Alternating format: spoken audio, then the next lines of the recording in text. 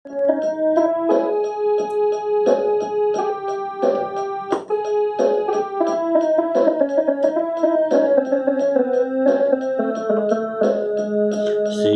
राम जय राम, जय जय राम,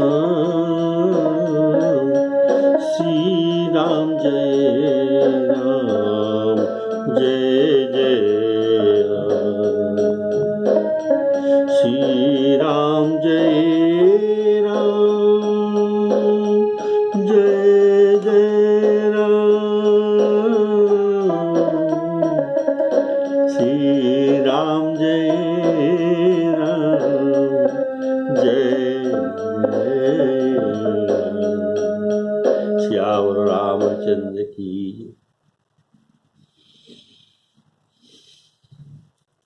सभी रामायण श्रोता महानुभावों को सप्रेम राम राम कहते हुए आज का शुभ कथा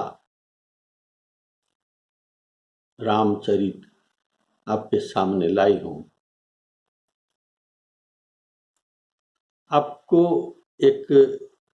आपके पास एक प्रश्न रखा था कि राम जी तो एक बाण लेकर बाली को वध करने के लिए आए थे, हतों एक ही बाण, धनुष लाए थे और तरकस भी नहीं लाए थे, एक बाण हाथ में लेकर आए थे। तो बाली के पर ये सर उन्होंने छोड़ दिया। तो अभी जो श्री राम जी उनके सामने उपस्थित होते हैं, जब राम जी के सर लगा तो बाली मूर्छित होकर नीचे गिर गया। उनको दर्शन कर देने के लिए दया करके प्रभु श्री रामचंद्र जी वहां तुरंत प्रकट हो गए। तभी इसका मूर्छा गया और ये बैठ गया। देखिए ये श्री राम जी की कितना कृपा है कि राम जी का इसे कठिन बाण लगने पर भी क्या कोई उठकर बैठ सकता है, लेकिन ये बैठ गया। अभी श्री राम जी से कुछ प्रश्न उत्तर उनका ये करना है। तो राम जी के हाथ ये सर कैसे आ गया? ये राम जी का सर का महिमा ही है। तो कैसे? इसका प्रमाण आपको श्री रामचरितमानस में मिलता है कि जब सुवर्ण पर्वत पर श्री राम जी ने बैठा था, तब उसने जाना कि रावण इतना बड़े शत्रु इनके पास आ जाने पर भी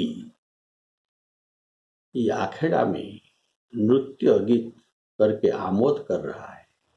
उनके पास मंदोदरी तो बैठी है, ऊपर में इनका छत्र है। तो प्रभु ने एक सर मारा। एक बार रावण के पास गया और इनके छत्र, मुकुट और मंदोदरी के कर्णफूल, ताटंक ये सब छेद तो करके किसी के न देखते हुए ये काम करके तुरंत राम जी के पास आ गया।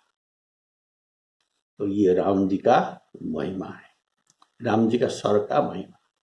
तो ऐसा ही बाली को विद्ध करने के बाद ये सर फिर श्री राम जी के पास अपने आप आ गया। बोलिए श्यावर रामचंद्र की। और लंका युद्ध के समय भी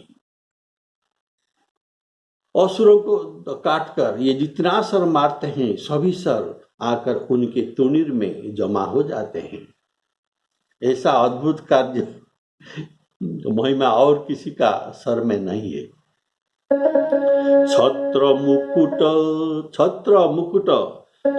मुकुट ताटंक सब हते कहिबा, सबके देखत मही परे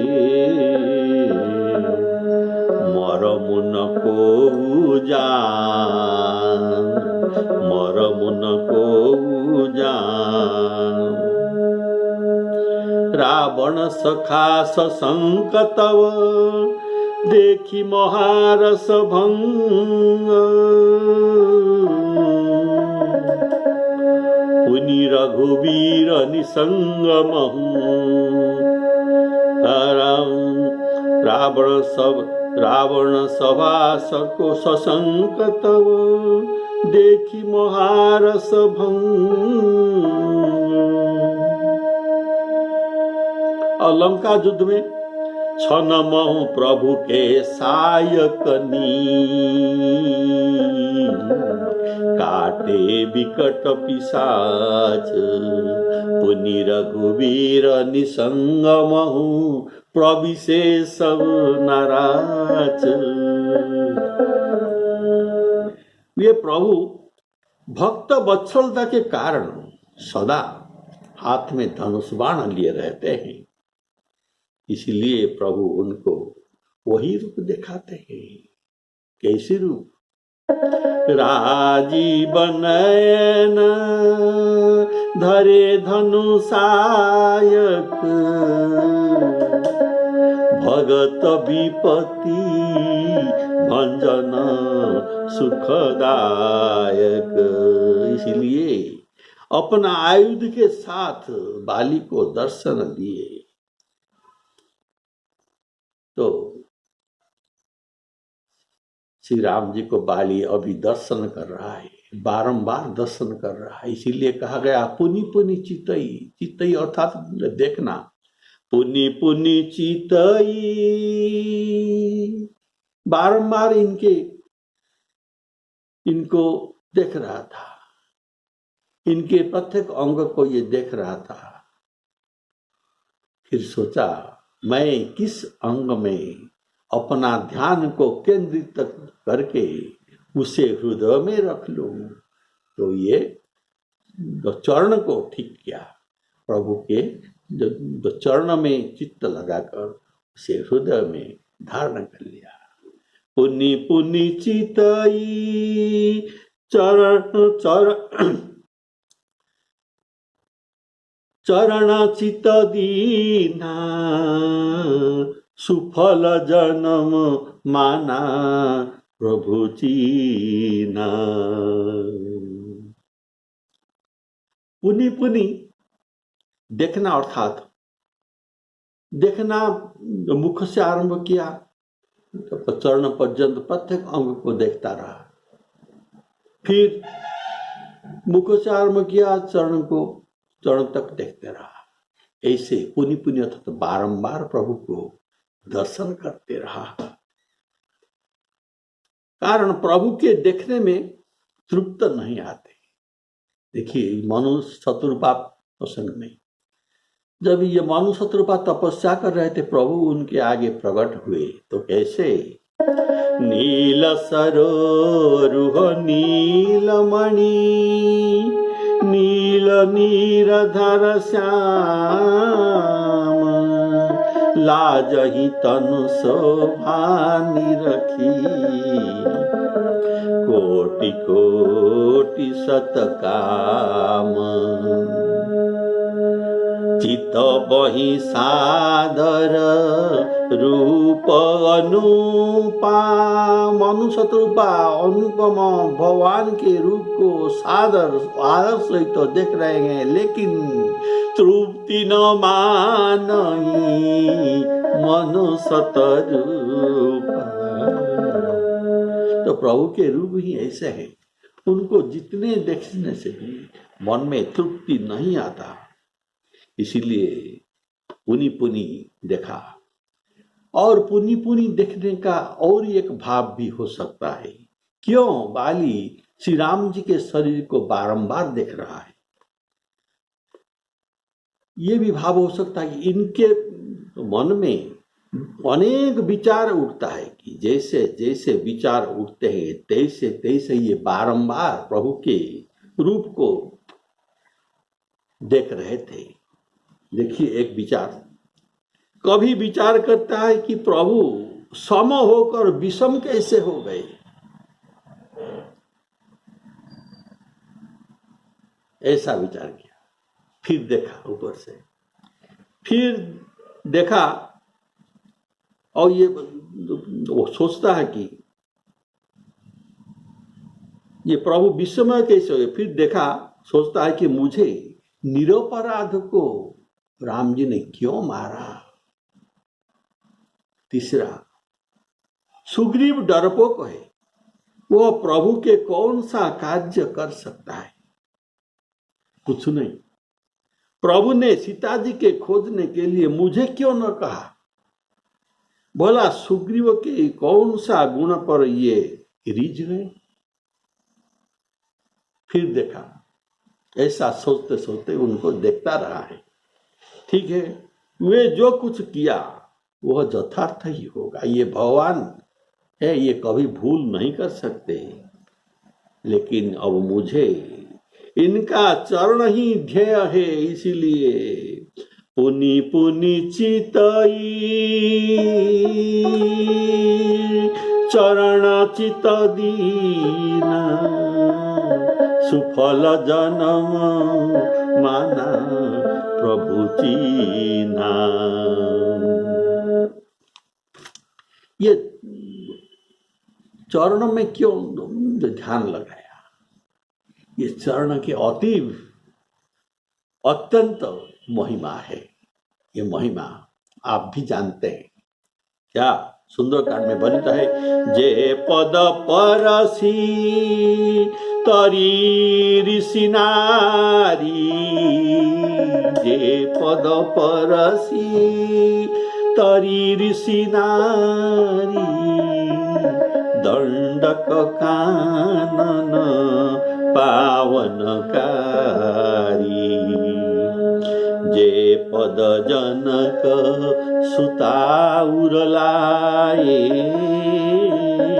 कपट कुरंग संग धर धाए, हरौर सर सरोज पद जेई,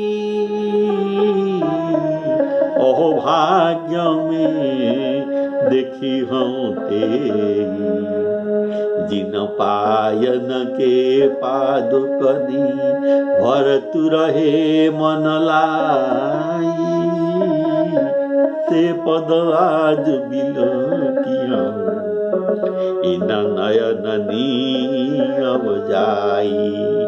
ऐसा बारंबार प्रभु का निरीक्षण करते करते अंत में इनके चरणों में ध्यान लगा दिया। बोलिए सियावर रामचंद्र की।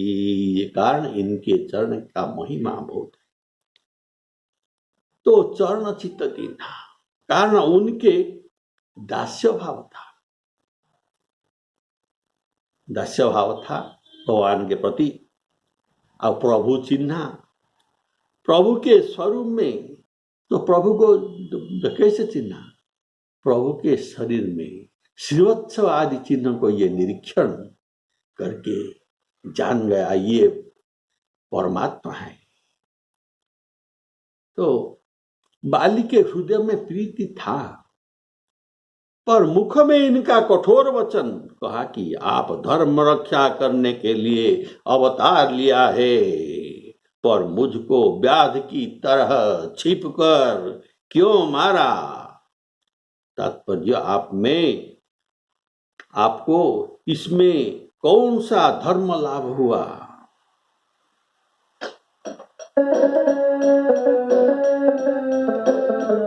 हृदय प्रीति मुख वचन कठोरा, बोला चितई राम की ओरा। धर्म हेतु अवतरेउ गोसाई मारेउ मोही व्याध की नाई। मैं बैरी सुग्रीव प्यारा अवगुण कवन नाथ मोहि मारा।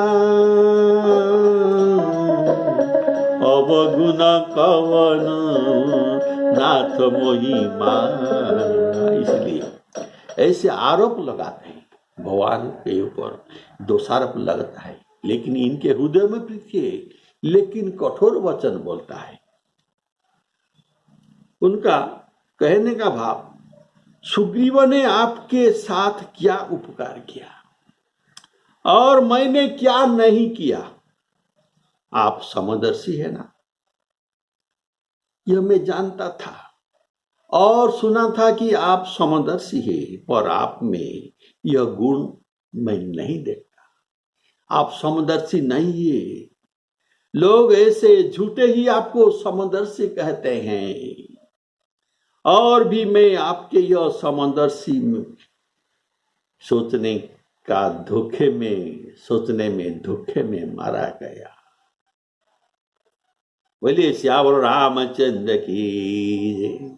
मैं समदर्शी सोचकर आप सुग्रीव के साथ युद्ध करता था, आप मुझे कभी नहीं मारेंगे, लेकिन ये मेरे धोखा था, कारण आप समदर्शी नहीं है। मैं निरपराध ही था। मैंने आपके देश या नगर में कोई उपद्रव तो नहीं किया है, आपके कुछ तिरस्कार भी नहीं किया है। मैं आपसे युद्ध भी नहीं करता था, मैं मेरे भाई के साथ युद्ध कर रहा था। किंग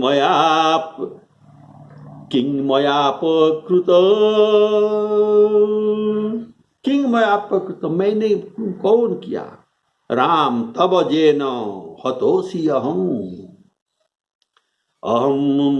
किंग मयापकृतं रामं तब जेन हतोषी हतोषी अहम।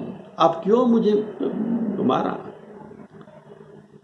बाली कहता है, हे नाथ,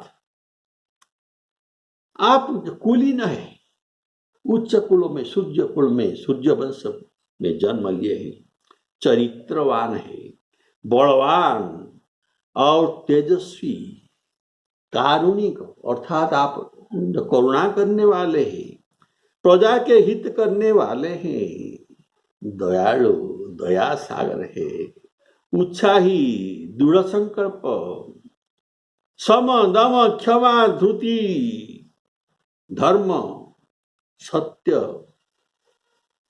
और में स्थित और दृढ़ संकल्प है। आपके पराक्रम आदि सब गुण आपके पास संपन्न है, ये सुने जाते हैं।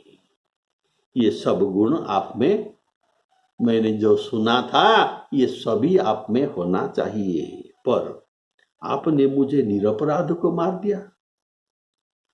आपके इसी निंदित कर्म के कारण आपको स्वामी रूप में पाकर ये पृथ्वी धन्य नहीं हुआ, ये सनातन नहीं हुई। आप निंदित कर्म करने वाले हैं। त्वया नाथेन काकुस्थ्यं अर्थात रामचंद्र, त्वया नाथेन काकुस्थ्यं न सनाथा वसुंधरा। पृथ्वी सनात नहीं हुआ, ऐसे वाल्मीकि रामायण में कहा जाता है। ये सब बातें कहकर बाली ने राम जी को अधर्मी बनाया और 4 दफा उनको चार्ज किया। 4 दफा इनके दोष अर्थात 4 दोष इनके ऊपर लाया। तो ये 4 दोष कौन है? 4 दफा में राम जी को चार्ज करता है। धर्म के हेतु आपने अवतार लिया और मुझे छिपकर क्यों मारा, ये आपका अधर्म है, ये प्रथम बोल। दूसरा, आपने समदर्शी होकर मुझको बैरी और सुग्रीव को प्यारा कैसे समझा? आप तो समदर्शी है, ये आपका अधर्म है। तीसरा बोल, बिना अवगुण मुझे मारना, यह अधर्म हुआ। मेरा अवगुण क्या था? भाइयों के साथ वैर और प्रीति ये समानुसार चलता है। चौथा, अन्य के वैर से अन्यों को मारना। आपके साथ मोर वैर नहीं है, मेरे वैर भाव सुग्रीव के साथ है।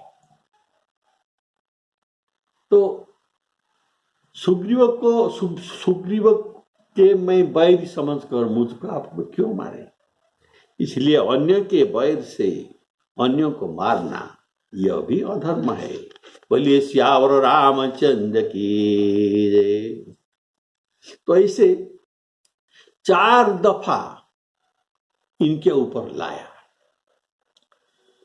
श्री राम जी ने उनको उत्तर देते हैं, अरे सठ सुनो, छोटे भाई के स्त्री, बहिन, पुत्र की स्त्री और कन्या, ये जो 4 हुए ये समान है।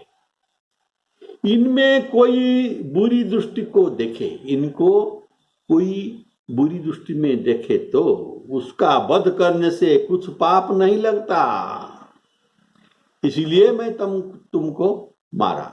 अनुज बधू, भाई के बहू, अनुज बधू भगिनी सुतनारी, सुनु सठ कन्या समये चारी, इनहि कुदृष्टि बिलोकई जोई, ताहि बधे कछु पाप न होई।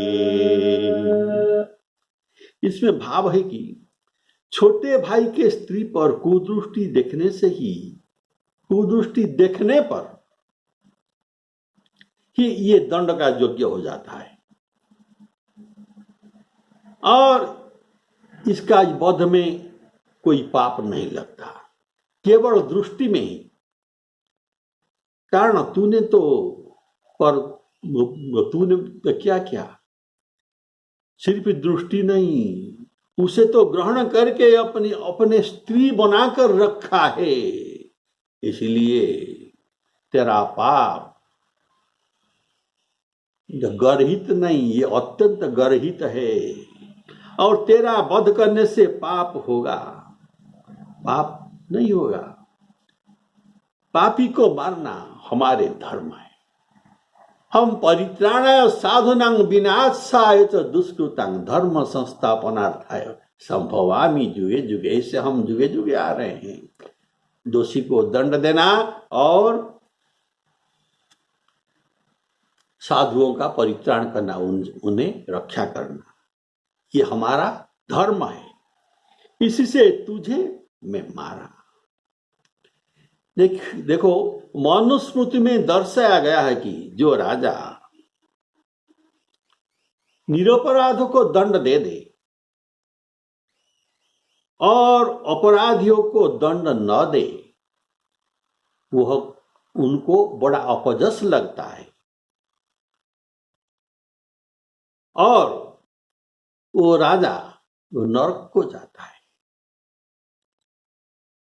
मनुस्मृति में लिखा गया है कि अदंड्यात दंडयन, जिनको दंड नहीं चाहिए उनको दंड देना। अदंड्यात दंडयन राजा दंड्याश्चैव वाप्य दंडयन।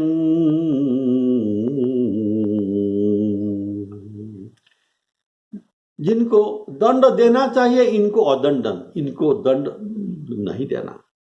इसमें अजोसो मोहादप्नेति नरकं चैव गच्छति। ये मनुस्मृति का वाक्य है। तो सुनो, हम धर्म के पालन करने वाले हैं, धनुर्धारी बनकर विचरते हैं और अधर्मी को मारकर सधर्म की रक्षा करते हैं।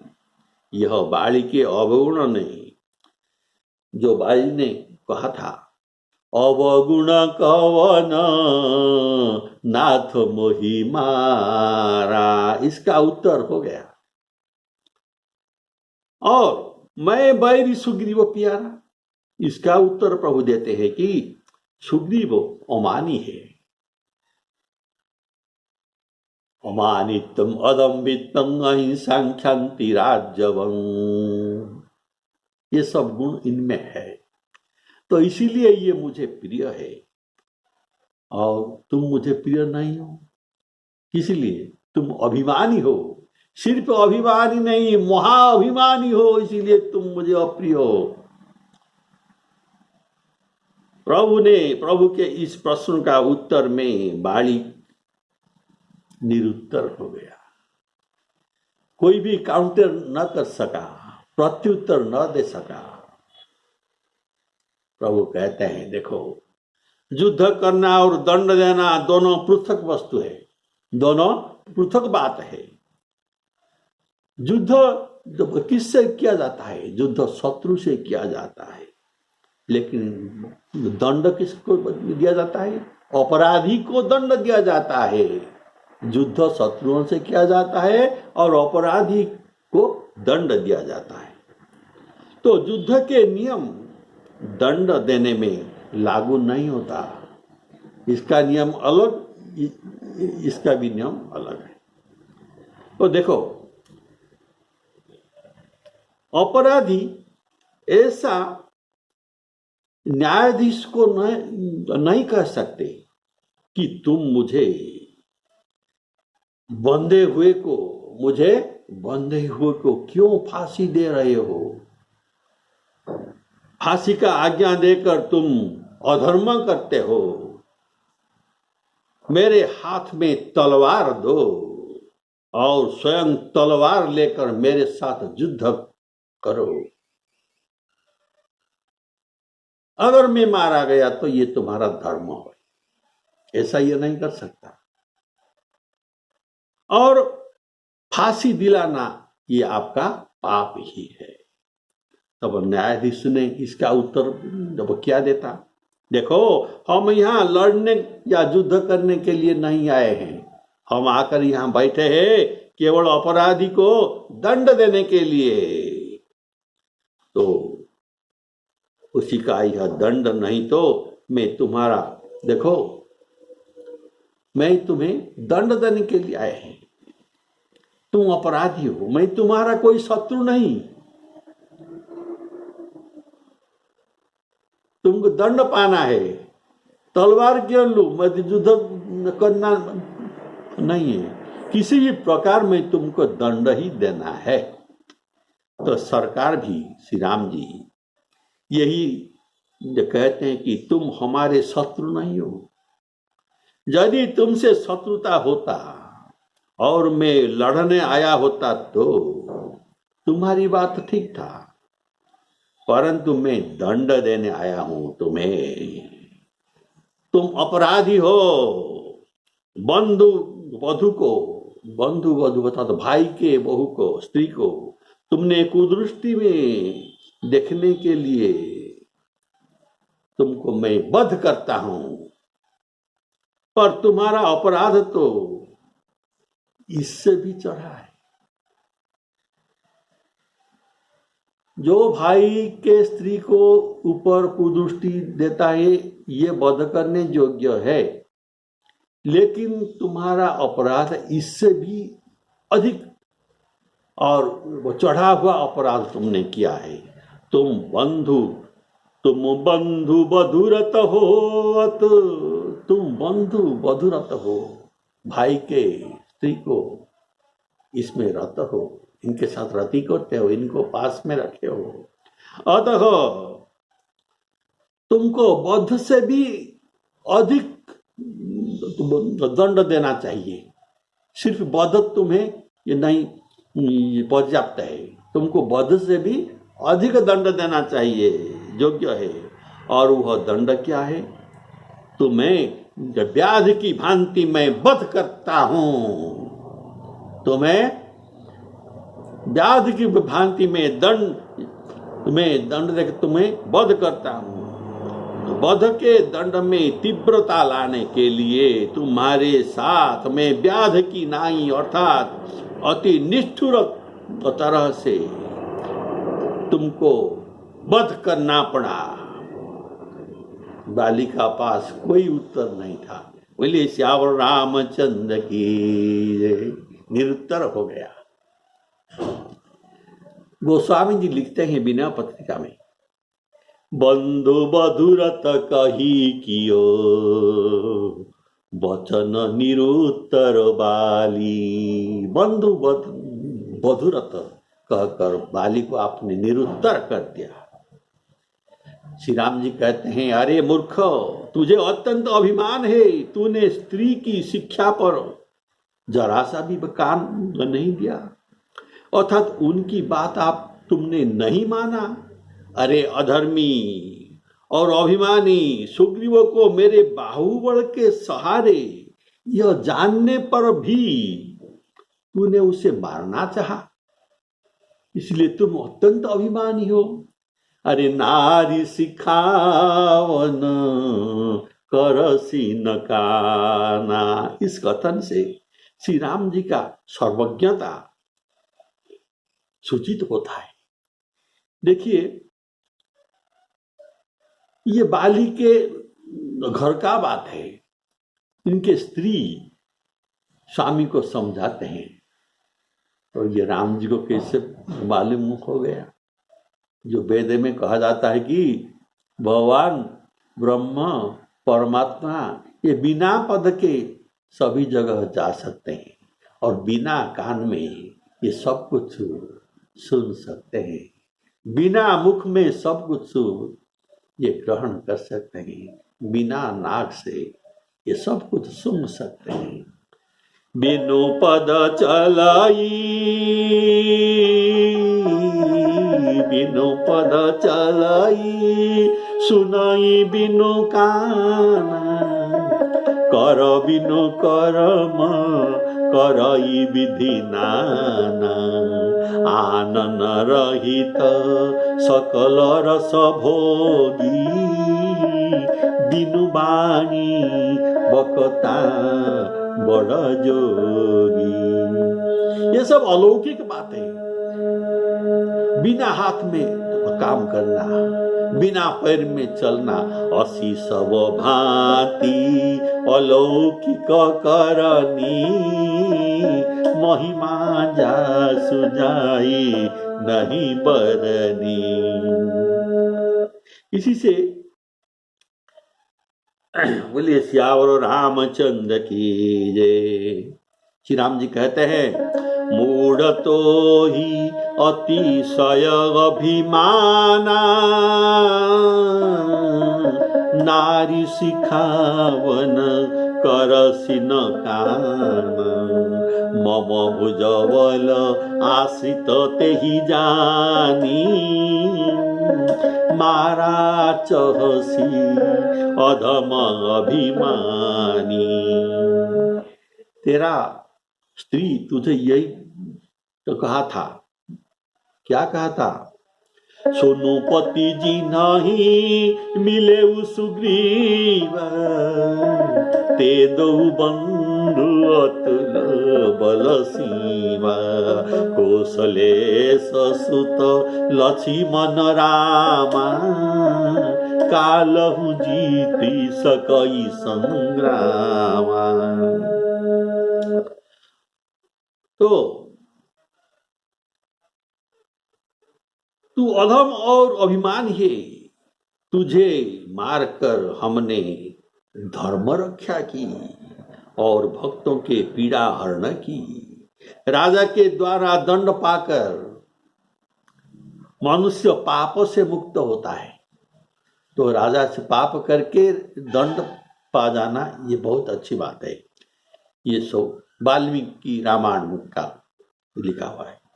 दंड पाकर मनुष्य पाप से निर्मल होकर पुण्यात्मा की तरह ये स्वर्ग को जाते हैं। पाप से मुक्त नहीं होने से स्वर्ग को नहीं जा सकते, तो दंड पाने से पापों से मुक्त हो सकते हैं। इसीलिए मैंने बाण द्वारा तेरा पाप को नष्ट कर दिया। मूढ़ तो ही अतिशय अभिमान। देखो, अतिशय अभिमान सबके पास थोड़ा कुछ होता है, लेकिन तुम्हारे पास अतिशय अभिमान है। ये अति सर्वत्र गर्हितम, अति होना ये मरण का कारण बन जाता है। देखो, अति दाने बलिर्बद्धो अतिमाने च कौरवाः अति दर्पे हत लंका अति सर्वत्र गर्हितम। तो प्रभु ये अभिमान को हृदय में रखने नहीं देते। देखिए, नारद जी उनके परम भक्त थे, उनके हृदय में एक अभिमान आ गया, मैं काम को जीतने वाला हूँ, क्रोध को जीतने वाला हूँ। तो प्रभु ने चिंता किया, मेरे भक्त के हृदय अभी गर्भ अंकुरित हो गया है, उसे मैं उखाड़ कर लाना है ये गर्भ के बीज को, नहीं तो ये मेरे भक्त को नष्ट कर देगा। इसका फल होगा दुख और पतन। तो फल लगने से पहले, फूल लगने से पहले उसको मैं उखाड़ना है। करुणा निधि मन दीख विचारी उर अंकुरे वो गरम तरुणारे बेगी सो में डारिय हूँ खारी पण हमार सेवक हितकार मुनि कर हित मम कौतुक होई अवश्य उपाय कर में सोई। अच्छा, अभी